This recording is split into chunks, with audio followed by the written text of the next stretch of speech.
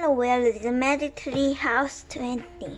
Dingoes at Dinner Time by Mary Osborne. Chapter 1 The Last Gift. Annie sat on the porch steps. She stared down the street at the Froggy Woods. Hey, Jack, she said, do you hear this? Jack sat next to her. He was reading a book. Hear what? He said. Teddy calling us, said Annie. You're kidding, said Jack. But he looked down the street and listened too. A fantastic bark came from the distance. Arf, arf! A big smile crossed Jack's face. You hear it? Annie said. Yes, said Jack. You're right, time to go. He stood up and grabbed his backpack. Be back soon, Annie shouted through the screen door. Don't be late for dinner, their dad called. We won't, said Jack. He and Annie ran down the street and into the Froggy Woods. Soon they came to the tallest oak. There was the magic tree house, a little black note stuck out the window. Hi, silly, Annie called. We are coming. Up came a happy bark. Annie grabbed the rope ladder and started climbing. Jack followed her up into the tree house. A small dog sat in the circle of the afternoon sunlight. His tail wagged. Hey, Teddy, said Jack. Jack and Annie hugged Teddy. And the dog licked both of them. Morgan's note is still here, said Annie. Yes, said Jack. He knew the note by heart now. This little dog is under spell, and the nature had.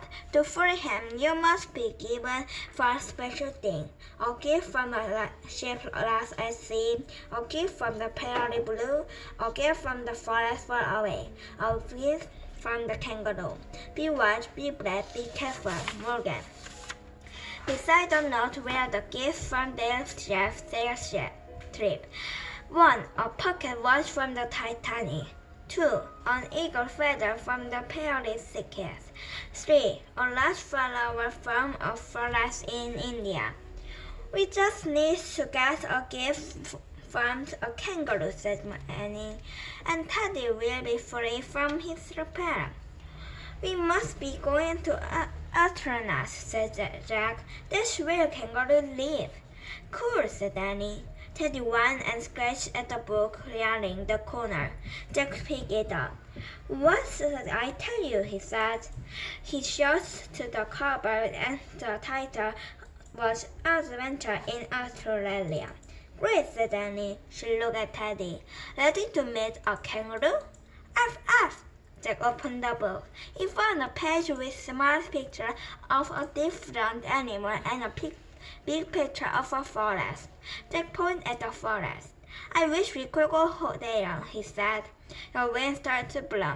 The trail started to spin. It spun faster and faster. Then everything still, absolutely still. Chapter 2 Sleepyhead. Jack opened his eyes. Gathering hot sunlight flowed into the treehouse. Neat hats, said Annie. She and Jack were both wearing hats. I think they will protect us from the sun, said Jack. He and Annie looked out the window. Teddy looked out too. The treehouse had landed in a big forest filled with trophy plants and dry brown trees. Man, this place needs rain, said Jack. He sat back on his hair and looked at the picture of where they had landed in the astral book. He read, after the forest to true time of the drought. A drought is the long period of the time without any rain. The same forest can be flooded by heavy rains at other time of the year. Jack put out his notebook and wrote, drought, no way. Hey, Jack, said Annie, doesn't it smell like a cookhouse? Jack sniffed the air. It did like a cookhouse. Jack looked out the window. A wisp of smoke floated over some trees in the distance. Maybe people are camping over there, Jack said. Let's go see, said Annie. Jack put his notebook and extra book into his backpack. Put Teddy in there too, said Annie. Jack slipped the little dog into bed. Then he followed Annie down the ladder. When they stepped onto the ground, the hot winds nearly blew Taylor's head off. The camp must be over there, said Annie. She pointed at the smoke in the blue sky. They started walking across the sunback caroling. They passed brush and snowy trees. Linda's ran over the dry, cracked ground. Up, up, Teddy barked from their pack. Woohoo, said Jack. A pair of the huge, funny-looking boys walked out of behind the brush. They were taller than Jack. They fast bodies, long skinny legs, and long sneaky legs. Who are you? Annie asked the strange pair. Jack opened his bag and took out his other book. He found a picture of a bird. They are enemies, he said. He lit a laughed. The enemy is a large bird that doesn't fly. It can run as fast as 30 miles per hour. Wow, that's fast, said Annie. Up! Teddy jumped out of the backpack and barked at the strange bird. Our enemies gave the little dog a friendly look. Then they turned and walked peacefully away. Jack looked in the notebook. Enemies, proud birds, don't fly. Look, a live teddy bear, said Annie. Jack looked up, and he ran to the tree at the edge of the clearing. The little teddy bear was nestled in the front of the tree. You, it's cute, whispered Annie. The creature was fast asleep. He had large round ears, a black nose, and a furry body. His feet had long covered claws. It's Koala Bear, said Jack. Hi, hey, sleepyhead, Annie said to the koala. She patted his soft fur. He opened his big eyes and looked calmly at her. They found a koala picture in the Australian book. He read, the koala is actually not a bear at all. It must be like a kangaroo. A Muslim mother carries her babies in a stomach pouch. That's neat, said Annie. Jack kept reading. Koalas mostly eat leaves of the gum trees, so cutting down gum trees to clear land as hurts them. Wildfire are also trees. Koalas are slow-moving and can't escape the smoky influence. Jack put out his notebook and wrote, Wildfire are the types to curse. What's wrong, sleepyhead? Annie asked the koala. Don't you feel like? Don't worry, said Jack. Listen to this. He read more from the book.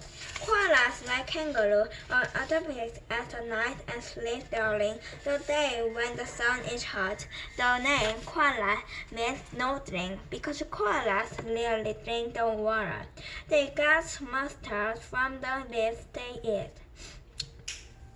Jack licked his lips. His mouth felt dry. Smoking water, he said. I'm thirsty. Me too, said Annie. Teddy was painting, as if he was thirsty also. Let's find those campers, said Jack, sighing. Maybe they can give us some water. Jack pushed Teddy back into his backpack. He tossed the book under his arm in case he needs to look something up. They began walking again. Suddenly, there was a loud harsh crack. Yicky, said Annie. What's this? Said Jack. Chapter 3. Bigfoot. The loud cry rang again through the dry air. Teddy barked. Jack and Annie danced around the clearing. It was hard to tell where the sound was coming from. The terrible cracking came again. There, said Annie. She pointed at the bird in the gum tree. The bird had brown feathers and large head with a long beak. It stared down at Jack and Annie. Then it let out another cracker. Weird, said Jack. He found the bird in his book and read. The kookaburra is the best known bird of Australia. There is even a popular song about it. The kangaroo bird is also called the laughing donkey. This is because the suntrain sound it makes remind people of a barreling donkey. I know the song, said Annie. She began singing. Kookaburra sits on the old gum tree. Merry, merry king of the bush is he. Jack brought his purple kookaburra a big hook. Annie started singing. Stop singing. Hey, she said, there's another weird thing. Where, said Jack.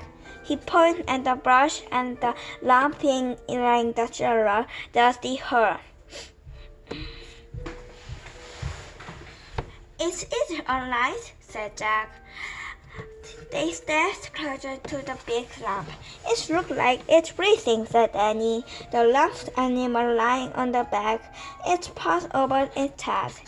It had huge feet, a large ear, a face like a deer's, and a very long tail. It also had a very fat stomach. Just then, a small head peered out of its stomach. Whoo, said Jack. Oh, wow, it's a kangaroo with her baby in her purse, said Annie. Great, said Jack. Remember, we had to give a gift from a kangaroo. Their boys walked the kangaroo. The animal jumped after from the slowly bed. She grabbed a chicken Annie. Her baby picked off of her sponge. The mother kangaroo gave an angry stamp. Oh, we're sorry, Annie said. We didn't mean to wake you up. The kangaroo eyed Annie crossly. Then she took a giant hop through her. Grabbing the kangaroo, Annie started to stir the big animal. The kangaroo hopped again. Annie hopped. The kangaroo and Annie began hopping around each other. They looked as if they were dancing.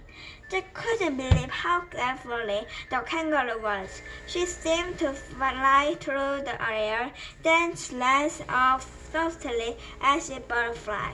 He picked Book of Kangaroo in his book and read, The kangaroo is the most famous of the metropolis.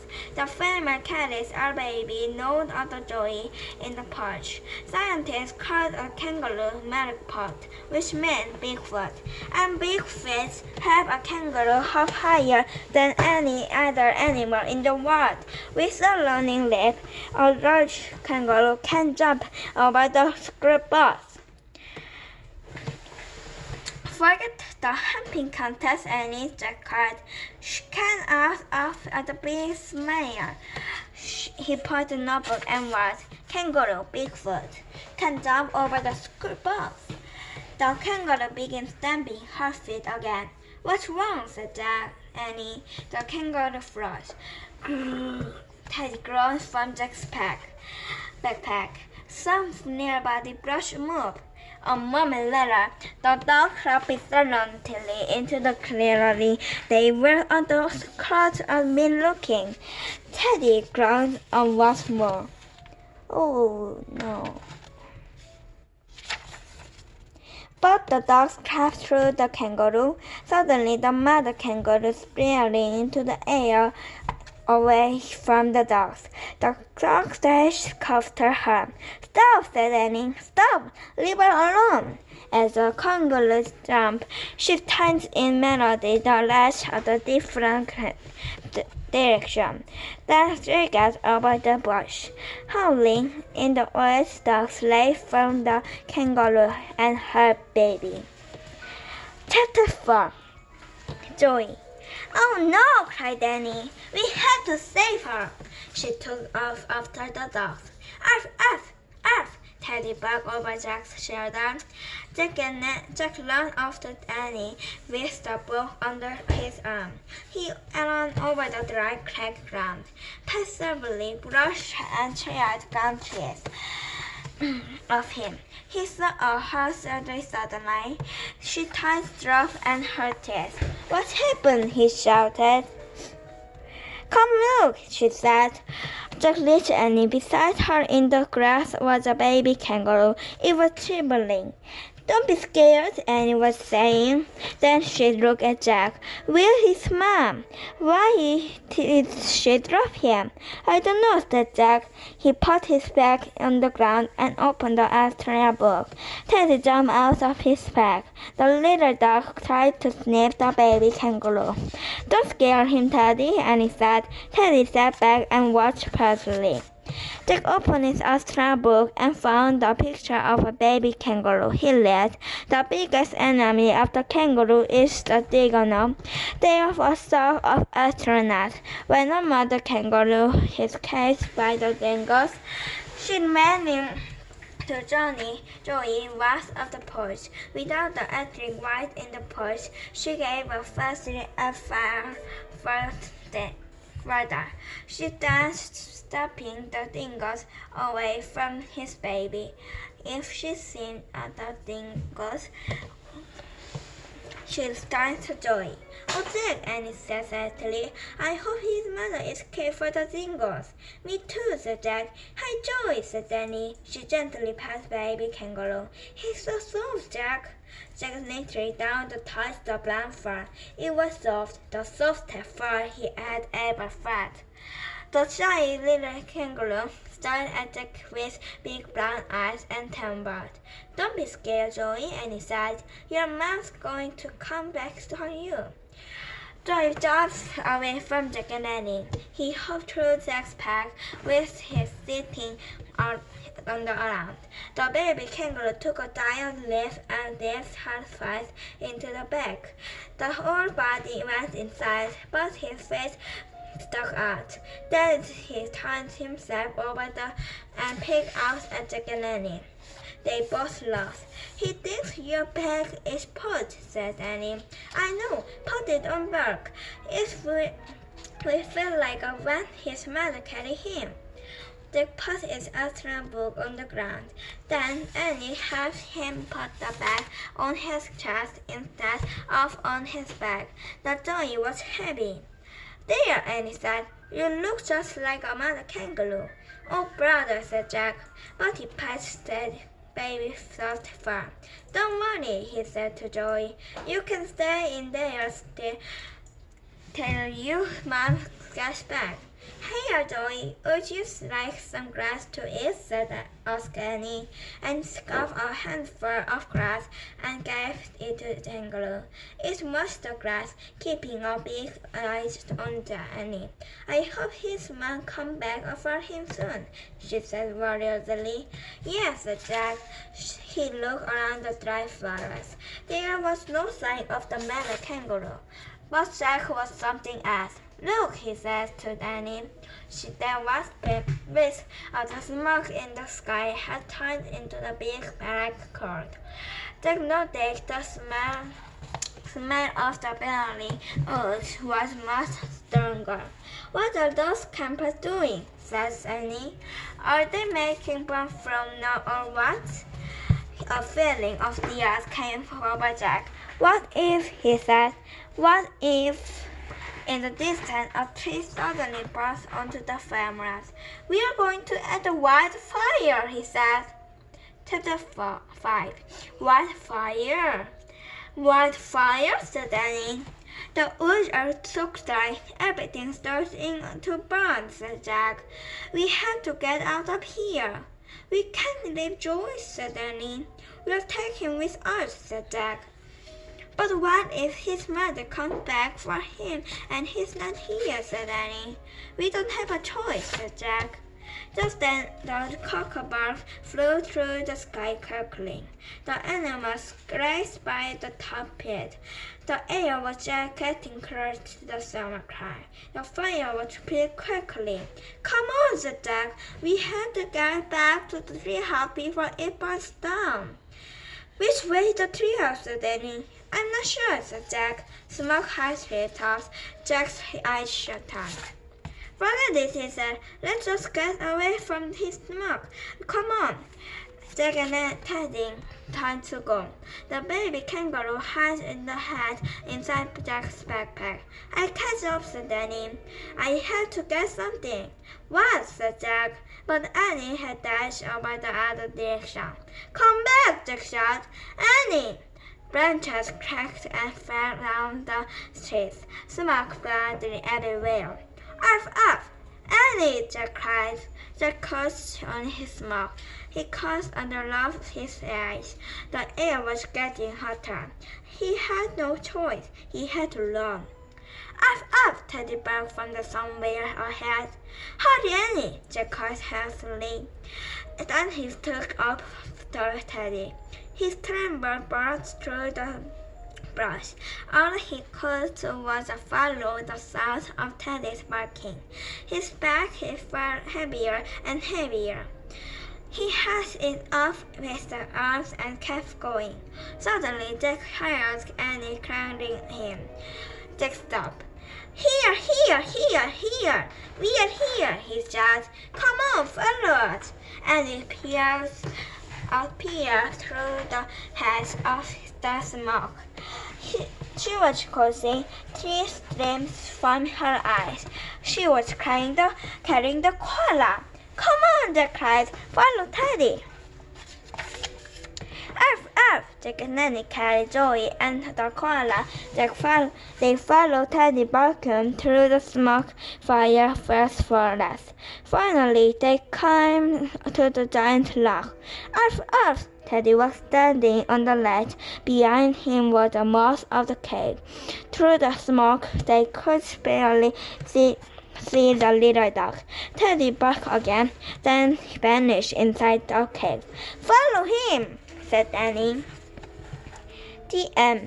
Next time we are in Magic Tree and 22nd time. Bye.